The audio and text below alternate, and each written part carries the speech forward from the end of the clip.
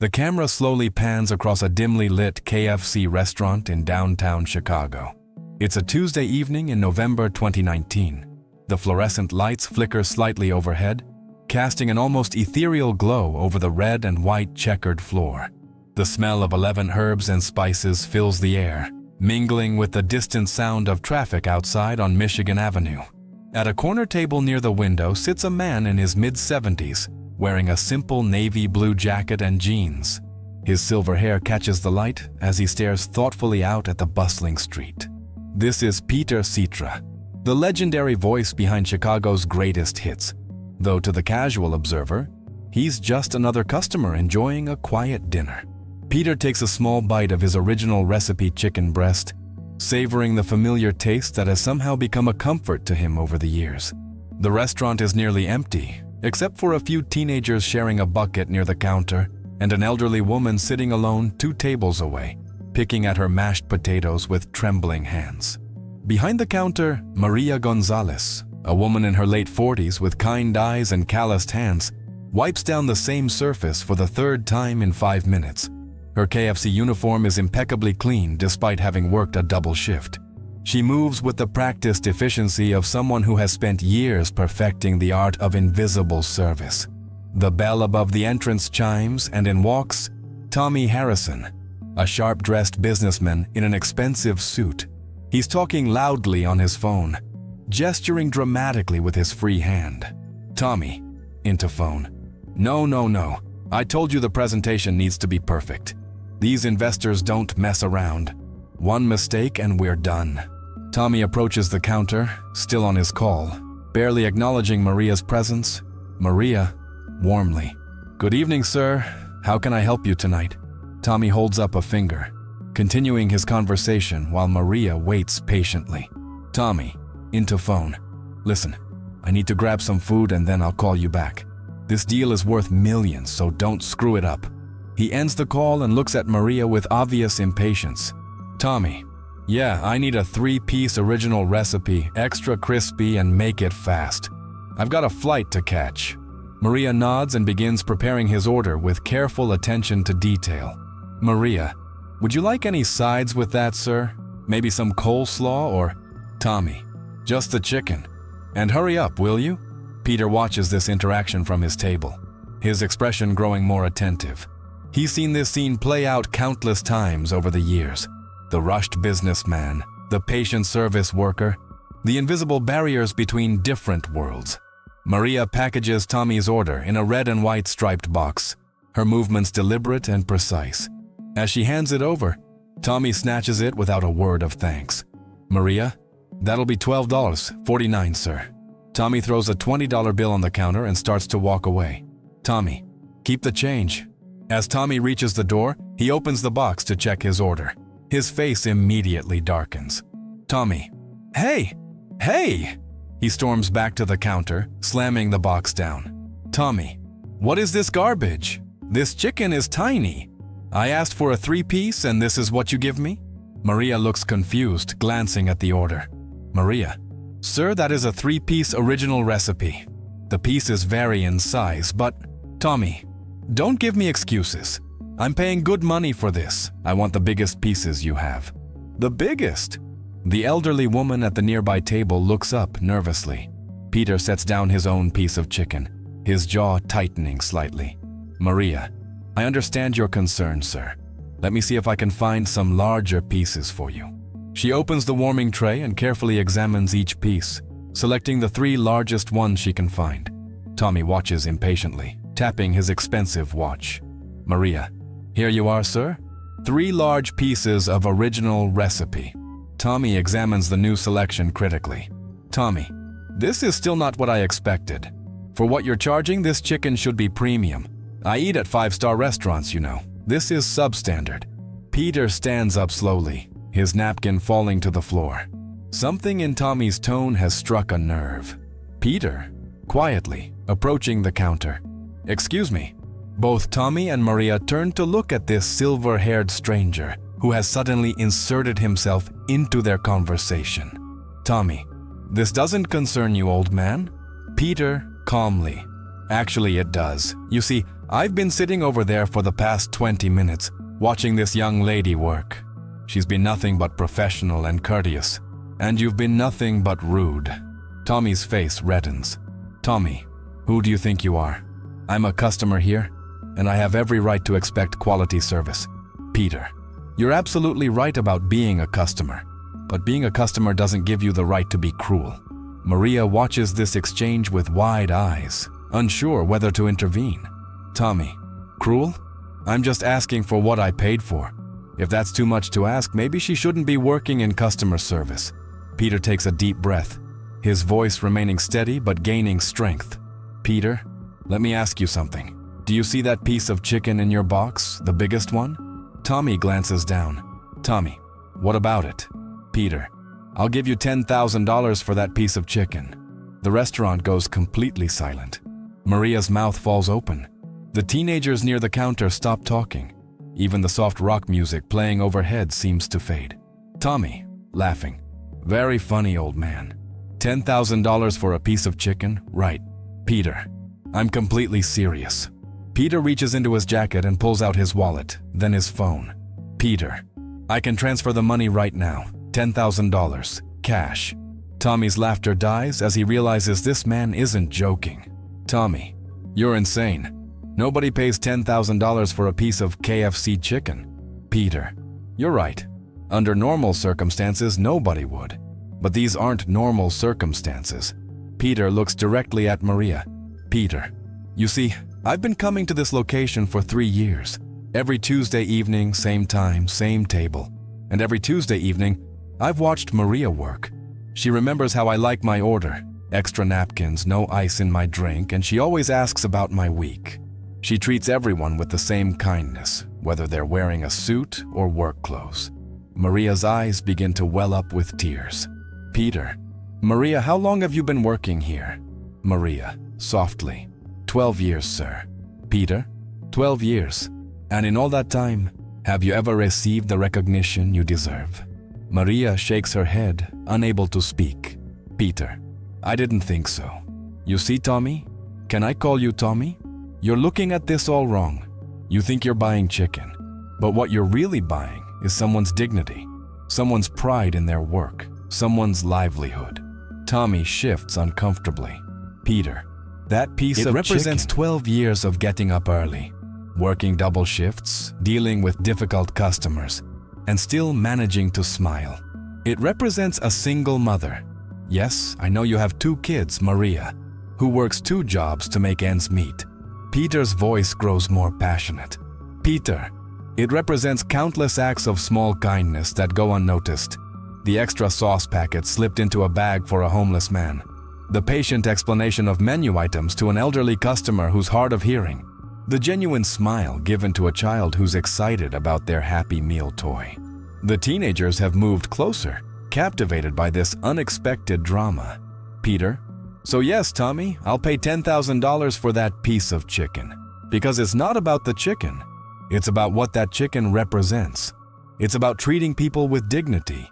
It's about recognizing that everyone has value, regardless of their job title or the uniform they wear." Tommy stares at the chicken in his box, then at Maria, then back at Peter. "Tommy, you're actually serious about this?" "Peter, dead serious. But here's the catch. I don't want you to sell it to me. I want you to do something else." Tommy raises an eyebrow. "Peter, I want you to apologize to Maria. I want you to look her in the eye and apologize for treating her like she's less than human. And then I want you to take that chicken, sit down at a table, and eat it slowly. Think about every bite. Think about the hands that prepared it, the person who served it to you with respect, despite how you treated her. The restaurant is so quiet you can hear the hum of the refrigeration units. Peter, and if you do that, if you can find it in yourself to show some basic human decency, then I'll donate $10,000 to a charity of Maria's choice." Tommy looks around the restaurant. Every eye is on him. His phone buzzes with what's probably another urgent business call. But for the first time tonight, he ignores it. "Tommy," quietly, "why are you doing this?" "Peter, because someone once did something similar for me." Peter's expression grows distant, as if remembering something from long ago. Peter. I was 19 years old, working as a session musician in Chicago. Barely making enough to pay rent, living on ramen noodles and whatever free food I could find. One night I was playing at this tiny club on the north side. The pay was terrible, the audience was indifferent, and I was seriously considering giving up on music altogether. He pauses, lost in the memory. Peter. After the show, this older gentleman approached me. Well-dressed, expensive watch. Looked like money. I figured he was going to complain about the volume or something. Instead, he told me he'd been in the music business for 30 years, and he'd rarely heard someone play with such heart. Maria wipes her eyes with her sleeve, hanging on every word. Peter. He bought me dinner that night. Nothing fancy, just a sandwich and coffee at a 24-hour diner. But while we ate, he told me about the power of music to connect people, to heal hearts, to make the world a little less lonely.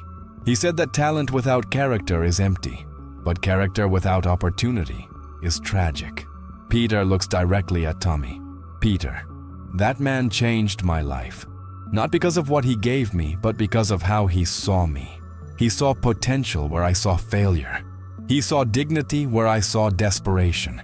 He invested in my character, not just my talent. Tommy's aggressive posture has completely deflated. Peter.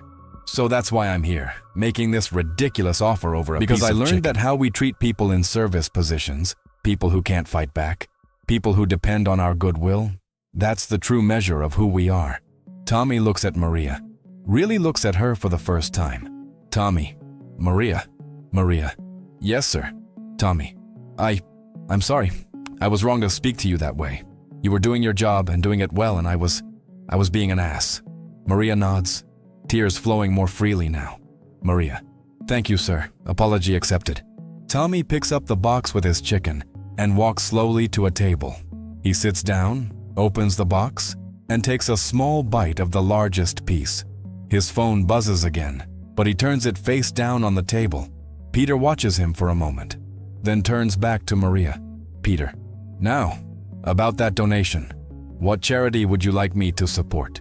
Maria, overwhelmed. I don't know what to say. This is too much. Peter. It's not too much. What matters to you, Maria? It's exactly what it should be. What would make a difference? Maria thinks for a moment, wiping her face with a tissue Peter offers her. Maria. My daughter. She's 15. She wants to go to college, but we can't afford it. There's a scholarship program at the community college for kids from single-parent families. They help with tuition, books, everything, but they're always underfunded. Peter. What's the name of the program? Maria. Future Leaders Scholarship Fund. They've helped so many kids in our neighborhood. Peter pulls out his phone and begins typing. Peter. Done. $10,000. Donated in your name. He shows her the confirmation screen. Peter. But I want to do something else too. Peter reaches into his jacket and pulls out a business card. Peter. I want to offer your daughter a summer internship at my foundation. We work with young people who are interested in music and arts education. If she's interested, have her call this number. Maria stares at the card, then at Peter. Maria. I don't understand. Why would you do all this for people you barely know? Peter. Because that's how kindness works, Maria. It's not about knowing someone, it's about seeing their worth. And you, my dear, are worth far more than you know. From his table, Tommy watches this exchange. His expensive chicken sits half-eaten as he contemplates what he's witnessed. Peter returns to his own table to gather his things. As he's putting on his jacket, the elderly woman who had been sitting alone approaches him hesitantly. Elderly woman. Excuse me, sir? Peter. Yes, ma'am. Elderly woman. I just wanted to say thank you for what you did. That was beautiful. Peter. Just paying it forward, ma'am. Elderly woman. My name is Dorothy. Dorothy Winters. I come here every Tuesday because it's the only place I can afford to eat out anymore. My husband passed last year, and the pension doesn't stretch very far. Peter's expression softens. Peter. I'm sorry for your loss, Dorothy. Dorothy. Maria always gives me extra portions. She doesn't think I notice, but I do. She never charges me for the extra biscuit. Small kindnesses like that. They mean everything when you're alone. Peter glances back at Maria, who is cleaning up behind the counter. Peter, she's special, isn't she? Dorothy, the best? But I wanted to tell you something else, about that young man. She nods toward Tommy. Dorothy, I've seen him here before. Usually he's even ruder than he was tonight. But there's something about him. He always looks so tired, so stressed. I think maybe he's carrying some heavy burdens. Peter considers this. Peter, you might be right, Dorothy. We never know what battles people are fighting. As if summoned by their conversation, Tommy approaches their table. His earlier arrogance is completely gone. Tommy, excuse me. I don't want to interrupt, but I wanted to say something. Peter and Dorothy wait. Tommy, I ate the chicken, all of it. And I thought about what you said, about dignity and respect and character. He takes a shaky breath. Tommy, my wife left me 6 months ago, took our kids, said I'd become someone she didn't recognize. Someone angry and selfish. I thought it was because of work stress, because of the pressure to succeed.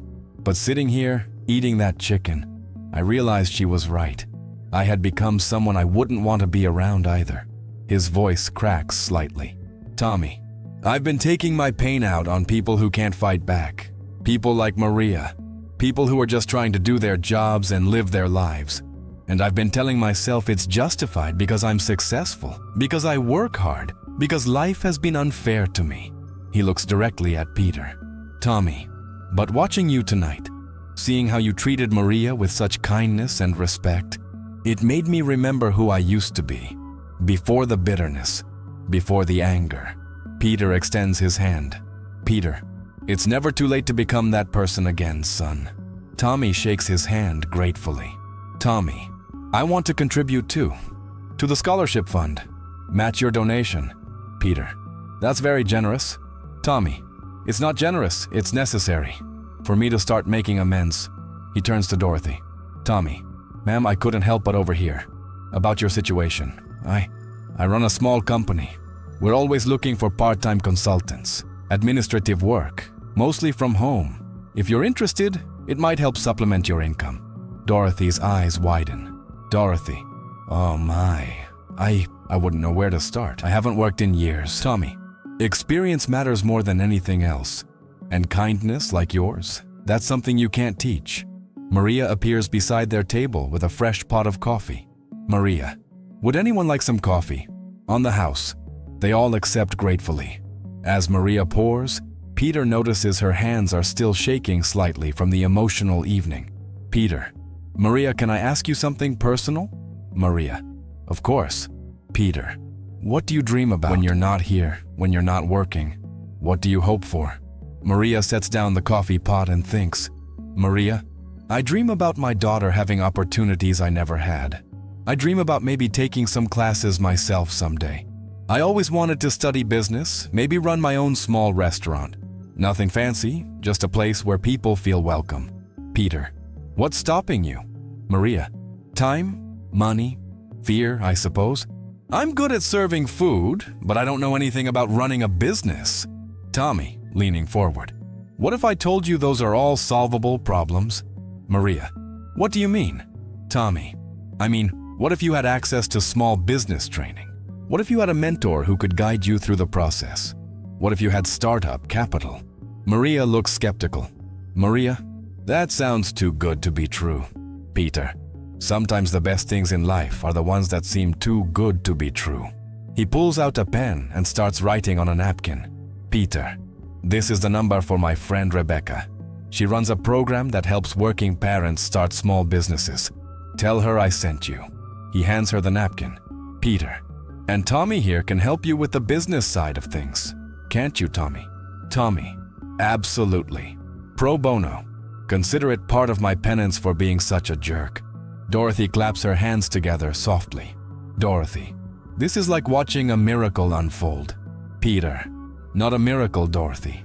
Just people being human to each other. The restaurant has filled up slightly with the evening dinner crowd, but the four of them remain in their own bubble of conversation. Maria, I keep thinking I'm going to wake up and this will all have been a dream. Peter, the best dreams are the ones that come true when you're awake. He checks his watch. Peter, I should probably head home soon. But before I go, I want to tell you all something.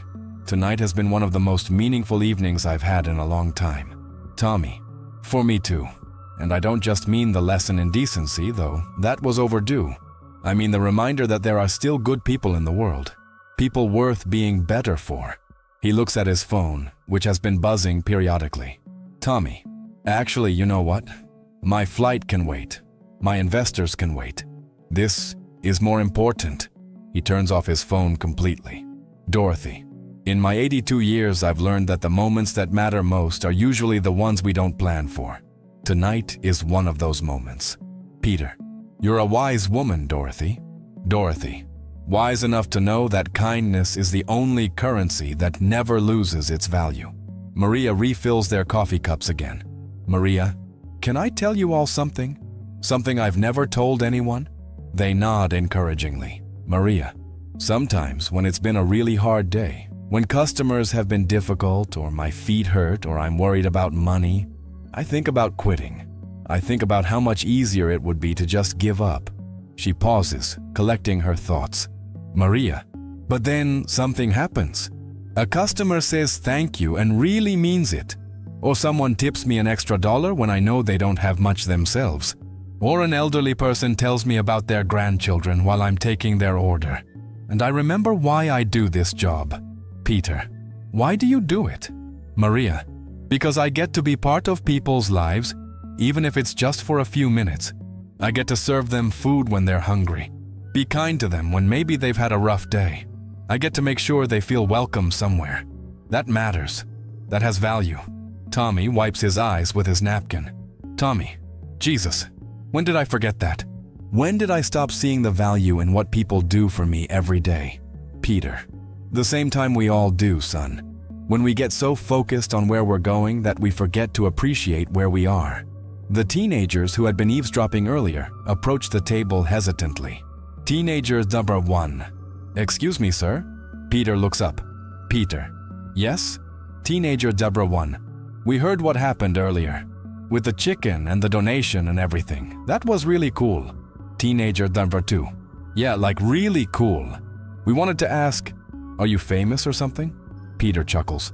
Peter, I used to be in a band long time ago, but that's not why I'm here tonight. Teenager number 1. What band? Peter. Chicago. Their eyes widen. Teenager number 2. Dude, my dad loves Chicago. He's always playing hard to say I'm sorry. And that other one? Glory of Love. Peter. Those were good times. But you know what? Tonight has been better. Teenager number 1. Better than being a rock star. Because tonight, I got to meet some extraordinary people and be reminded of what really matters. He gestures to his table mates. Peter, fame is temporary. Success is fleeting. But the connections we make with other human beings, those last forever. Teenager number 2. That's deep, man. Peter laughs. Peter, not deep, just true. And the sooner you learn that, the happier you'll be. The teenagers return to their table, chattering excitedly about meeting a real rock star. Dorothy, you handled that beautifully. Peter, I learned early in my career that fame without humility is just noise. The real music happens in moments like this. He looks around the table at his new friends. Peter, in fact, I think tonight calls for a celebration. Maria, what time do you get off work? Maria, we close at 9. Peter checks his watch. It's 8:45. Peter, perfect. Dorothy, Tommy, would you mind staying a little longer? I have an idea. They agree, curious about what he has in mind. As 9 o'clock approaches, Maria begins her closing routine. She wipes down tables, counts the register, and prepares the restaurant for the next day. Peter, Tommy, and Dorothy help by stacking chairs and clearing the remaining tables. Tommy, I can't remember the last time I helped clean up anywhere. Dorothy, hard work is good for the soul. Peter, my grandmother used to say that the measure of a person's character is how they treat places they don't have to care about. When the restaurant is clean and ready for the next day, Maria locks the front door and joins her new friends at their table. Maria, so what's this celebration you mentioned? Peter pulls out his phone and makes a call. Peter, Rebecca, it's Peter. I know it's late, but I have someone I'd like you to meet. Yes, tonight. Trust me, it's important. He hangs up. Peter. She'll be here in 20 minutes. She wanted to meet the person who inspired a $10,000 scholarship donation and a business partnership, all in one evening. Maria. This is really happening, isn't it? Tommy. It's really happening. And Maria, when you do open your restaurant, I want to be your first customer, and I promise to be your most polite one. Everyone laughs. Dorothy. I'd like to work there too if you'll have me. I may be old, but I know how to treat people right. Maria. You all would be welcome anytime, though I warn you I plan to name it after tonight. Peter. Oh, what will you call it? Maria. The $10,000 chicken, where everyone is treated like family. They all burst into laughter at the ridiculous name. Tommy. That might be the worst restaurant name in history. Maria. Maybe, but it'll have the best story. 20 minutes later, she's a woman in her 50s. Arrives, professionally dressed but with kind eyes that remind Peter of Maria. Rebecca. Peter, you've certainly piqued my curiosity. Peter introduces everyone and explains the evening's events. Rebecca listens intently, occasionally asking Maria questions about her background and dreams. Rebecca. Maria, I have to tell you, in 15 years of running this program, I've never had someone recommended quite this dramatically. Maria. Is that good or bad? Rebecca. It's perfect. The best entrepreneurs are the ones who care about people first and profit second. That's exactly who you are. She pulls out a folder from her briefcase. Rebecca. I brought some preliminary paperwork. If you're interested, we can get you started in our next cohort. The program runs for 6 months. You'll learn everything from writing a business plan, to managing finances, to marketing. And we provide ongoing mentorship for the first 2 years after you graduate. Maria stares at the papers like they're written in a foreign language. Maria. I don't know if I'm smart enough for all this. Tommy. Maria. You've been running customer service, inventory management, food safety compliance, and cash handling simultaneously for 12 years. You're absolutely smart enough. Peter. Intelligence isn't about what you know. It's about how willing you are to learn. And you've been learning on the job for over a decade. Rebecca. Plus, you'll have support. Tommy has agreed to mentor you through the business planning phase, and Peter has offered to help with startup capital when you're ready. Maria looks overwhelmed. Maria. This is too much. I don't deserve all this. Dorothy. Child, let me tell you something. I've been watching people for 8 decades, and if anyone deserves success, it's you. You've been serving others with grace and dignity for years. Now it's time to let others serve you. Peter reaches across the table and takes Maria's hand. Peter. Maria, do you remember what I told you about that man who helped me when I was 19? Maria. Yes. Peter. He didn't help me because I deserved it. He helped me because he could. Because he understood that lifting others up lifts us all up. That's what we're doing tonight. That's what you'll do when you have your restaurant and you help other people the way you've been helped. Maria wipes away tears. Maria. Okay. Yes, I want to try. Rebecca smiles and slides the papers across the table. Rebecca. Then let's make it official. As Maria signs the paperwork to enter the small business program, Tommy turns to Peter. Tommy, can I ask you something? Why didn't you tell us who you were right away? When those kids recognized you, you could have used your fame to make your point. But you didn't. Peter. Because fame doesn't give weight to an argument about human decency. Character does. And besides, the moment I started name-dropping, this would have become about me instead of about Maria. He pauses thoughtfully. Peter. Fame is a funny thing, Tommy. It can open doors, but it can also close them. People start treating you differently. They either want something from you, or they're intimidated by you. Tonight, I just wanted to be a human being talking to other human beings about how we treat each other. Tommy, that makes sense.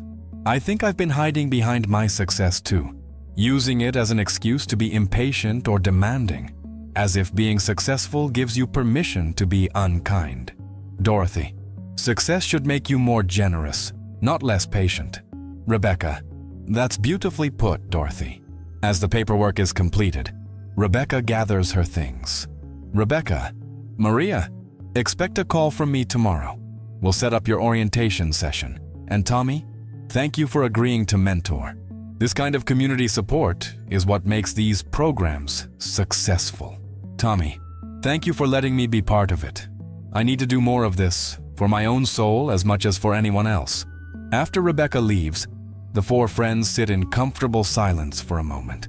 Peter, you know, when I woke up this morning, I thought today would be just another Tuesday.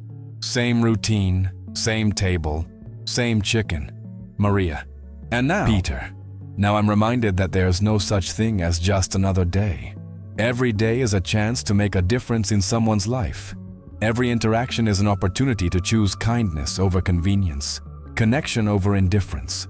Tommy, I used to think success was about climbing over other people to get to the top. Tonight I learned it's about lifting people up as you climb. Dorothy, my late husband used to say that the best legacy we can leave is the people we've helped along the way.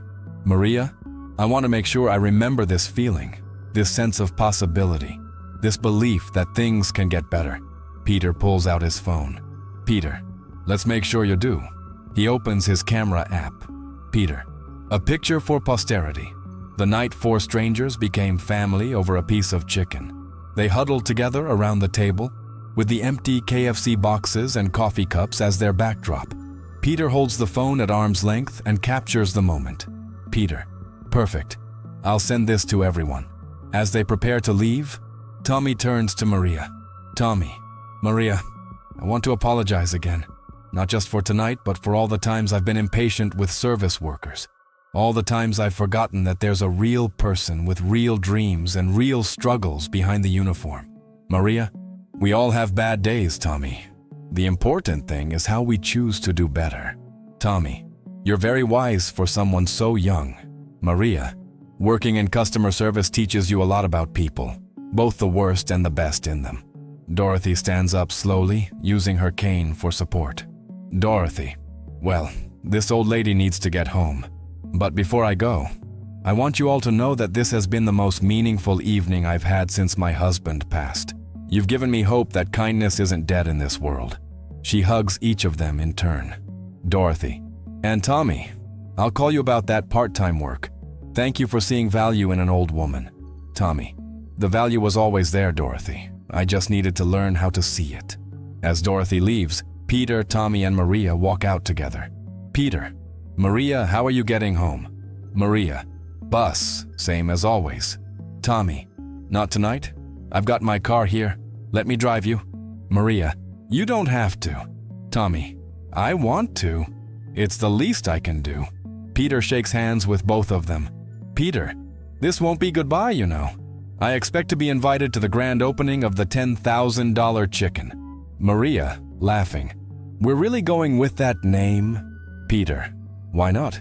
It'll certainly be memorable. As they part ways, Peter walks slowly to his car, reflecting on the evening's events. He sits in his car for a moment before starting the engine, still processing what has happened. He pulls out his phone and calls his daughter in California. Peter, Claire, it's Dad. I know it's late, but I wanted to call and tell you about something. Peter sits in his car, phone pressed to his ear, the streetlights casting a warm glow through his windshield.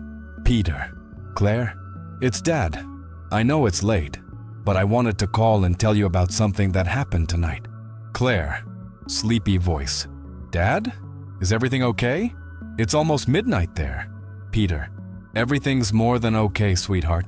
I just had one of those nights that reminds you why we're here, why we matter to each other. He proceeds to tell her the entire story, from Tommy's rudeness to the $10,000 chicken offer, to Maria's dreams and the impromptu celebration. Claire, Dad, that's incredible. You literally changed that woman's life tonight. Peter, we all changed each other's lives. That's the beautiful thing about it. I went in there feeling sorry for myself, thinking about how lonely Tuesday evenings have become since your mother passed, and I came out feeling more connected to humanity than I have in months. Claire, Mom would have loved this story. Peter, she would have. She always said that the smallest acts of kindness create the biggest ripples. Tonight proved her right. He pauses, looking back at the KFC restaurant through his rearview mirror. Peter, Claire, I want to ask you something. When was the last time you did something completely unexpected for a stranger? Claire. I don't know. I mean, I donate to charities. I'm polite to service people. Peter. But when was the last time you saw an opportunity to make a real difference and took it, regardless of what it might cost you? Claire is quiet for a moment. Claire. Honestly, Dad, I can't remember. Life gets so busy with work and the kids and… Peter. I understand, sweetheart, but tonight reminded me that those excuses, being busy, having other priorities, they're just that. Excuses. The opportunities to matter are all around us. We just have to be willing to see them. Claire, you're right. You know what? There's a woman at Danny's school, a single mom who always looks exhausted. She works 2 jobs and can barely make it to school events. I keep meaning to offer to help with carpooling or something, but I never follow through. Peter, what's stopping you? Claire, fear, I guess. Fear that she'll think I'm judging her, or that I'm overstepping. Fear that I'll commit to something and not be able to follow through. Peter, those are valid concerns. But you know what I learned tonight? The regret of not trying is always worse than the awkwardness of trying and making a mistake. As Peter talks with his daughter, across town, Tommy is driving Maria home. The car ride starts in comfortable silence, but eventually Tommy speaks up. Tommy, Maria, can I ask you something personal? Maria, sure. Tommy, how do you do it? Stay so positive, so kind. When people treat you the way I did tonight, the way I'm sure other customers have treated you? Maria looks out the passenger window at the passing streetlights. Maria, my grandmother raised me after my parents died. I was 8 when it happened. Car accident. I was angry at the world for a long time. Angry at God. Angry at life. Angry at everyone who still had their parents. Tommy listens intently while navigating the quiet streets. Maria, my grandmother worked as a housekeeper for wealthy families. She would come home exhausted, with stories about how some of them treated her, like she was invisible or stupid or less than human. I used to ask her why she didn't quit, why she didn't tell them off. Tommy, what did she say? Maria, she said, Mija, their cruelty says nothing about me and everything about them. But my response? That says everything about me and nothing about them. I choose to respond with dignity because that's who I am, not because of who they are. Tommy nods slowly. Maria, she taught me that kindness isn't about what people deserve. It's about who you choose to be. And I choose to be someone who treats people well, because that's how I want to live in the world. Tommy, your grandmother sounds like an amazing woman. Maria, she was. She passed 3 years ago, but I still hear her voice every day, especially on the hard days. They pull up in front of a modest apartment building. Tommy, Maria, before you go, I want you to know that what happened tonight, what Peter did, what you inspired, it's going to change how I move through the world. I'm going to remember your grandmother's words. Maria, she would have liked that. Meanwhile, Dorothy has made it home to her small studio apartment. She sits in her favorite armchair, looking at Tommy's business card and Rebecca's program information that Peter had given her. She picks up a framed photo of her late husband, Harold. Dorothy, well, Harold, you always said that God works in mysterious ways. Tonight was certainly mysterious. 4 strangers in a KFC and somehow we all found exactly what we needed. She traces his face in the photograph. Dorothy, I know you tell me to take Tommy up on his job offer. You always said I was too smart to just sit around feeling sorry for myself. But I'm scared, Harold. What if I'm too old? What if I mess up? She sits quietly for a moment, then seems to come to a decision. Dorothy, but what if I don't try? What if I let fear keep me from this opportunity? You'd never forgive me for that. She reaches for her phone and, despite the late hour, sends a text message to Tommy. This is Dorothy from tonight. I would very much like to discuss the part-time work opportunity. Thank you for your kindness. Back in his car, Peter finishes his conversation with Claire. Claire, Dad, I'm going to call that mom from school tomorrow. You're right. The worst thing that can happen is she says no. Peter, and the best thing that can happen is you make a real difference in someone's life. Just like Maria made a difference in mine tonight, just by being herself. Claire, I love you, Dad. And I'm proud of you. Peter. I love you too, sweetheart. Sweet dreams. Peter hangs up and starts his car. But instead of driving straight home, he finds himself taking a detour through the neighborhood where he grew up. The streets look different now. Some houses renovated, others showing their age. But the feeling of home remains. He stops in front of a small house with peeling paint and an overgrown lawn. This was where he lived during those struggling musician days, when that kind gentleman bought him dinner and changed his life. Peter sits in his car, remembering that night 45 years ago. The diner. The conversation about music and character. The way that man saw potential in a discouraged young musician. He pulls out his phone and does something he hasn't done in years. He Googles the man's name. James Morrison, music producer. After a few minutes of searching, he finds an obituary from 2018. James Morrison, 89, passed peacefully surrounded by family. Survived by 3 children, 8 grandchildren, and countless musicians whose careers he helped launch. Peter reads through the obituary, learning details about James's life that he never knew. Scholarship funds established, mentorship programs created, a legacy of lifting others up. He closes his eyes and says a quiet thank you to a man who probably never knew the full impact of his kindness. The next morning, Peter wakes with a sense of purpose he hasn't felt in months. He makes coffee, reads the paper, and then calls his financial advisor. Peter. Richard, it's Peter. I want to establish a scholarship fund. Yes, I know about the tax implications. No, this isn't about taxes. This is about paying forward a debt I've owed for 45 years. While Peter is setting up his scholarship fund, across town Maria is getting ready for another day at work. But this morning is different. She moves with a spring in her step, humming softly to herself. Her 15-year-old daughter, Sophia, notices the change. Sophia, Mom, you seem different today. Happy, different. Maria, something wonderful happened last night, mija. Something that's going to change our lives. She tells Sophia about the evening's events, about the scholarship donation, the business program, and the new friends who appeared out of nowhere. Sophia, Mom, are you sure this is real? It sounds too good to be true. Maria, that's what I thought too. But sometimes, when you've been living right, when you've been treating people well even when it's hard, the universe finds a way to reward you. Sophia hugs her mother. Sophia, you deserve this, Mom. You've worked so hard for so long. Maria, we deserve this, Sophia. This is going to help you go to college. Help us build a better life. At his office downtown, Tommy arrives early and calls his assistant. Tommy, Janet, I need you to cancel my 10 o'clock with the Henderson account and push back the board meeting to this afternoon. No, nothing's wrong. Something's very right. I have some personal business to attend to.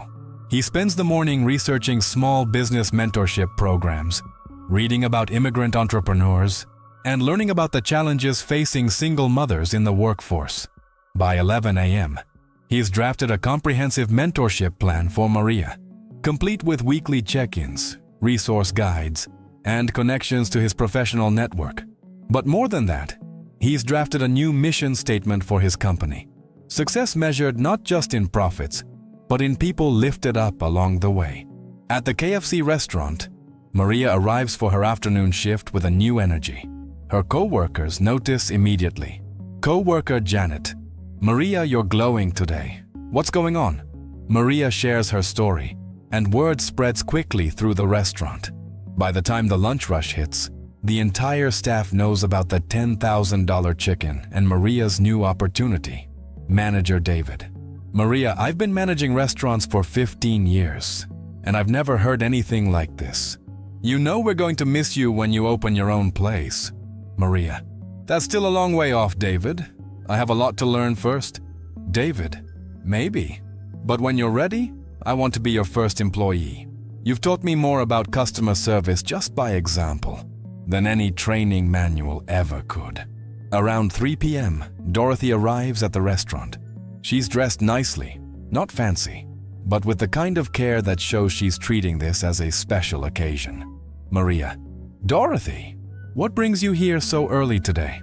Dorothy, I wanted to thank you properly for last night. and to tell you that I texted Tommy about the job opportunity. He's already responded with details. She shows Maria her phone, where Tommy has sent a thoughtful message outlining the work, the schedule, and the support he'll provide. Dorothy, I'm nervous, but I'm excited.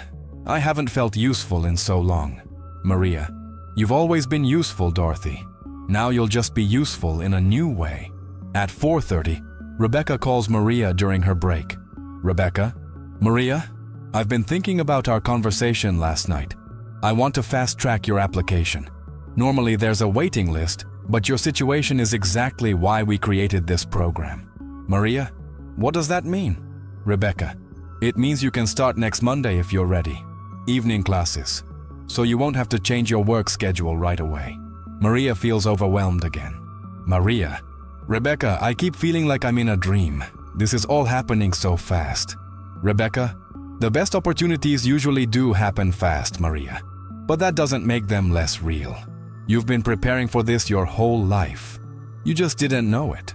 That evening, around 6 p.m., Peter arrives at the KFC for what he realizes might be his last Tuesday evening dinner there for a while.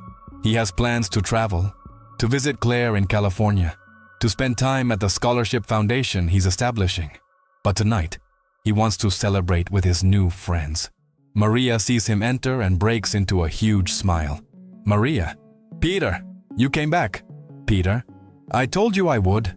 Besides, I hear congratulations are in order. Rebecca called me about your accelerated acceptance into the program.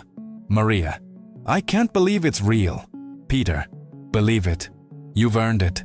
As Peter places his usual order, Tommy walks through the door. He's changed from his business suit into jeans and a sweater. More relaxed than Maria has ever seen him. Tommy, I hope you don't mind me crashing your dinner, Peter. I was in the neighborhood and thought I'd check in on Maria. Peter, the more the merrier. Dorothy should be here soon too. Sure enough, Dorothy arrives 10 minutes later, moving with more confidence than the night before. Dorothy, my new family, she announces as she approaches their table. I have news. They all look at her expectantly.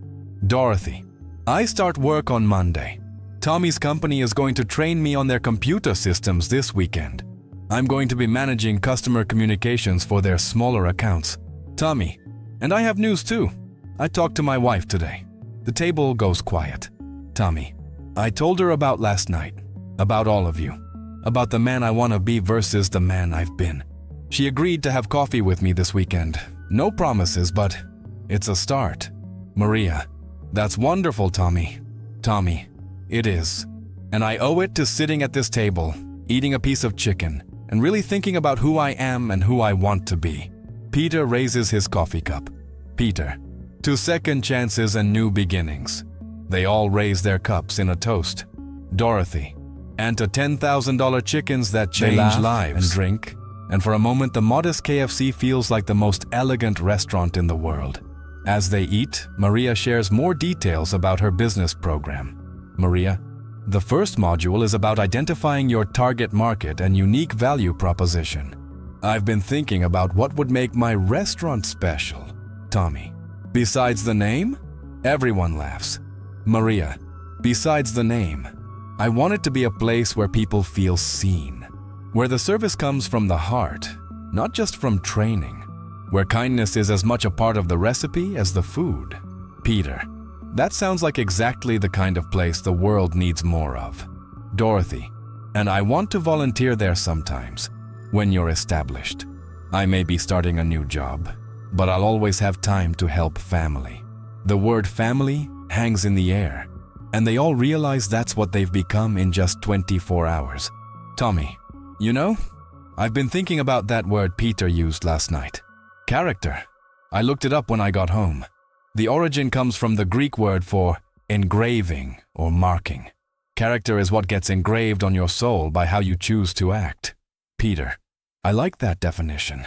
Tommy, last night engraved something new on my soul, something better, and I want to make sure it stays there.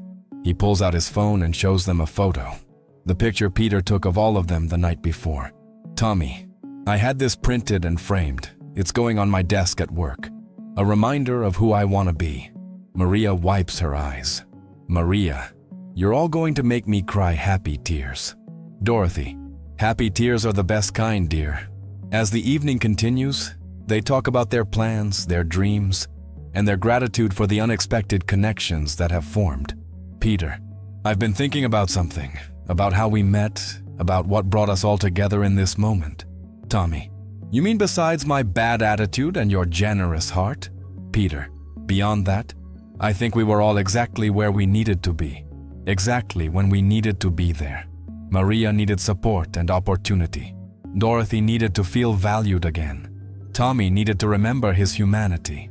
And I needed to remember the power of paying kindness forward. Dorothy, divine appointment. Maria, what's that? Dorothy, something my husband used to say. When circumstances align so perfectly that it feels like more than coincidence, like we were all supposed to be here, in this moment, for each other. They sit in comfortable contemplation of this idea. Peter, whatever brought us together, I'm grateful for it. And I want to make sure this isn't an ending, but a beginning. Tommy, what do you mean?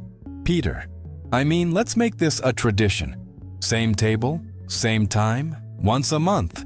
To check in with each other, to celebrate progress, to stay accountable to the people we've decided to become. Maria, even after I open my restaurant? Peter, especially after you open your restaurant. We'll be your most loyal customers. Dorothy, and your most honest critics. They all laugh and agree to the monthly tradition. As the restaurant begins to empty and closing time approaches, their conversation turns to the ripple effects of their actions. Tommy, I've been wondering about something. How many other people were affected by what happened last night? Maria, what do you mean? Tommy, well, you went home and told Sophia, which inspired her about college and possibilities. Peter called his daughter, which motivated her to help someone at school. Dorothy texted me about the job, which led to conversations with my staff about treating employees better. I called my wife, which might save my marriage. He pauses, counting on his fingers.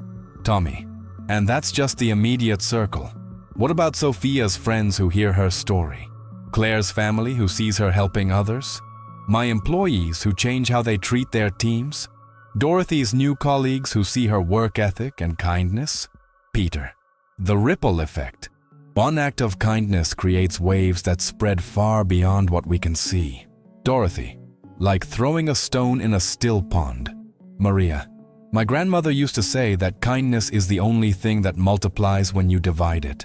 As they prepare to leave for the evening, Maria turns off the main lights, leaving only the soft glow from the kitchen area. Maria, before we go, I want to say something. Yesterday, I was just trying to get through another shift, another day, another week. I was surviving, not living. Tonight, I feel like my life is just beginning. She looks at each of them. Maria, Peter, you saw value in me when I didn't see it in myself. Tommy, you showed me that people can change, can choose to be better. Dorothy, you've shown me that dignity and grace have no expiration date. Peter, and you, Maria, reminded all of us that how we treat people matters, that everyone has worth, that kindness is never wasted. They stand in a circle now, these four people who were strangers 24 hours ago. Tommy, I want to make a promise to all of you and to myself. I'm going to use my success, my resources, my connections to lift people up instead of pushing them down. Starting with Maria's restaurant, but not ending there. Dorothy, and I promise to stay engaged with life, to keep contributing, to not let age be an excuse for giving up on making a difference. Maria, I promise to remember where I came from when I succeed, to treat every person who works for me or with me with the same respect I hope to receive, to make my restaurant a place of dignity for everyone. Peter, and I promise to keep looking for these moments, to stay open to the opportunities to matter in people's lives, to never let comfort or success make me indifferent to the struggles of others. They join hands in their circle. Peter, to the $10,000 chicken. All to the $10,000 chicken. As they break their circle and prepare to leave, Maria locks up the restaurant one more time. But this time, instead of feeling tired from another long day, she feels energized by the possibilities ahead. 6 months later, The scene shifts to a small, warmly decorated restaurant with exposed brick walls and handwritten menus. A simple sign above the door reads, "Maria's Kitchen, where everyone matters." Below it, in smaller letters, "Home of the famous $10 chicken." Inside, the restaurant is bustling with the dinner crowd. Maria, now dressed in chef's whites with her own name embroidered on them, moves between the kitchen and the dining room with confidence and joy. At their usual table, a round table in the corner that's been designated with a small plaque reading "The Founders Table," sit Peter, Tommy, and Dorothy. They're laughing over dinner, looking like old friends rather than recent acquaintances. "Tommy, I still can't believe you changed it from $10,000 to just $10. Maria, approaching their table. It seemed more reasonable for a menu item, though the story behind it is still priceless. She sits down with them for a moment, as has become their tradition during these monthly dinners. "Peter, how's business?" "Maria, better than I ever dreamed. We're booked solid for the next 2 weeks. And more importantly, my staff loves working here. We have a waiting list of people who want to join our team." "Dorothy, that's because you treat them like family, just like you promised." Dorothy is wearing a name tag that reads, "Dorothy Customer Relations Manager." She works part-time at both Tommy's company and Maria's restaurant, and has never been happier. "Tommy, speaking of family, Sarah and I have some news." The others look at him expectantly. "Tommy, we're renewing our vows next month, 25 years after our original wedding, and we want all of you to be there." Maria, "Tommy, that's wonderful." Peter, "I'm honored to be included." Dorothy, "What changed her mind?" Tommy, "Consistency. Showing up every day as the man I promised to become that night at KFC, treating her with the same respect I learned to show strangers, and admitting that I needed help to become better." Sophia, now 16 and working part-time at the restaurant, approaches the table. Sophia, "Mom, the reporter from the Tribune is here for your interview." Maria, "Already? Time flies when you're having fun." She stands to meet the reporter, but Peter stops her. Peter, "Maria, what are you going to tell them when they ask about the secret to your success?" Maria, "The truth. That success isn't about what you achieve for yourself. It's about how many people you lift up along the way. And that sometimes, the most important ingredient in any recipe is kindness." As Maria goes to meet with the reporter, the three friends sit in comfortable silence, watching the busy restaurant around them. Dorothy, "Do you ever wonder what would have happened if Peter hadn't been there that night? If he hadn't spoken up?" Tommy, "I try not to think about it, but I know I'd probably still be the same angry, selfish man I was. My wife would have left me for good. I'd have missed out on all of this." Peter, "But you were there. We were all there. And that's what matters." He looks around the restaurant at the diverse crowd of customers, the happy staff, the warm atmosphere that Maria has created. Peter, "You know what I've learned in the past 6 months? That night wasn't about a piece of chicken or $10,000, or even about teaching someone a lesson. It was about recognizing that we're all connected. That what happens to one of us affects all of us." Tommy, "The ripple effect you mentioned." Peter, "Exactly. But it's more than that. It's the understanding that there are no strangers, really. Just friends we haven't met yet. Family we haven't recognized yet." From across the restaurant, Maria catches their eye and waves. She's in the middle of her interview, gesturing animatedly as she tells her story. Dorothy, "Look at her. 6 months ago she was invisible to most people. Now she's being featured in the Tribune as one of Chicago's rising entrepreneurs."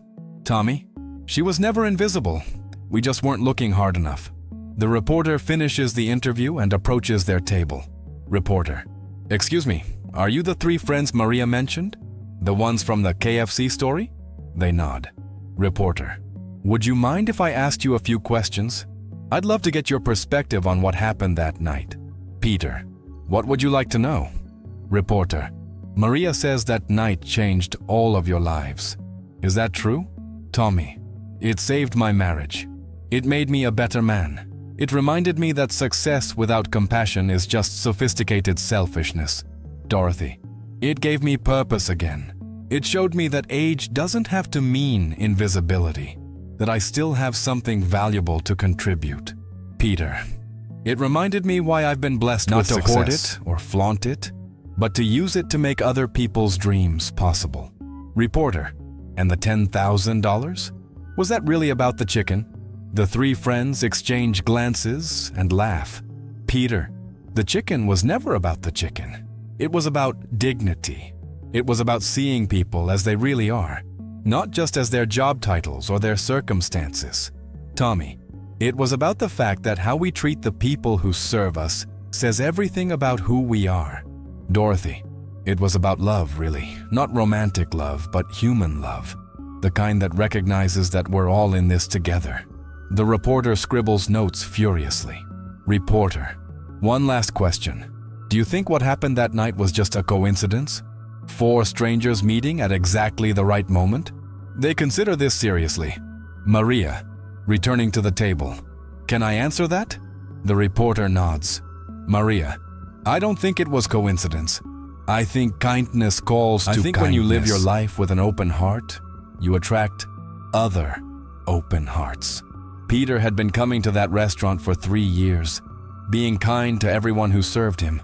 Tommy was having the worst day of his life and needed someone to show him a better way.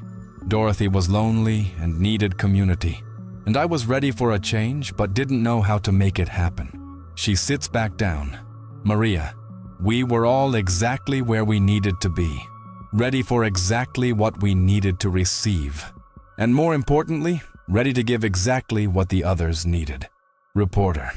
That's beautiful. Thank you all for your time. As the reporter leaves, the 4 friends sit quietly for a moment. Peter. You know, I've been thinking about James Morrison lately. Tommy. Who's that? Peter. The man who helped me when I was 19. The one who bought me dinner and changed my life. I found out he passed away a few years ago. Dorothy. I'm sorry. Peter. He lived a full life, helped countless people, left the world better than he found it. But I've been wondering if he ever knew the full impact of his kindness. If he ever knew that buying dinner for a struggling musician would eventually lead to this. He gestures around the restaurant. Peter. To Maria's success. To Tommy's transformation. To Dorothy's renewed purpose, to my own recommitment to making a difference. Maria, maybe that's the point. Maybe we're not supposed to know the full impact of our kindness. Maybe we just have to trust that it matters. Tommy, like planting seeds, you plant them and water them and trust that they'll grow, even if you never see the full forest. Sophia approaches the table again. Sophia, Mom, there's a phone call for you. Someone wants to talk about franchising the restaurant concept. Maria's eyes widen. Maria. Franchising? Already? Peter. The ripples keep spreading. Maria. I'll take it in a minute, Sophia. She turns back to her friends. Maria. If this franchising thing is real, if we can actually expand this concept, I want to make sure we do it right.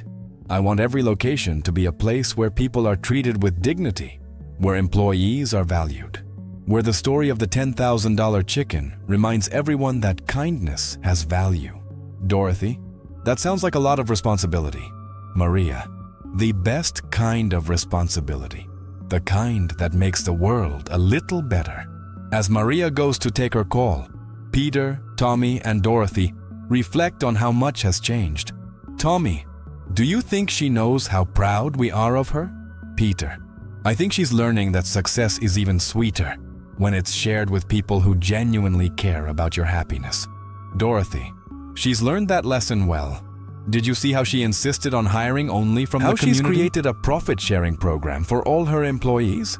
Tommy, she's building exactly the kind of business I wish I'd built from the beginning.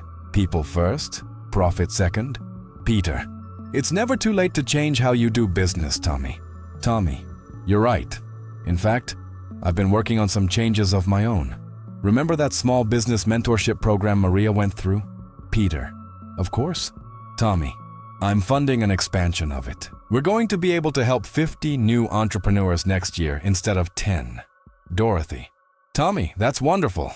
Tommy, Maria's success showed me that investing in people is the best investment you can make. The return isn't just financial, it's spiritual. Maria returns to the table, her face glowing with excitement. Maria. That was a representative from a restaurant development group.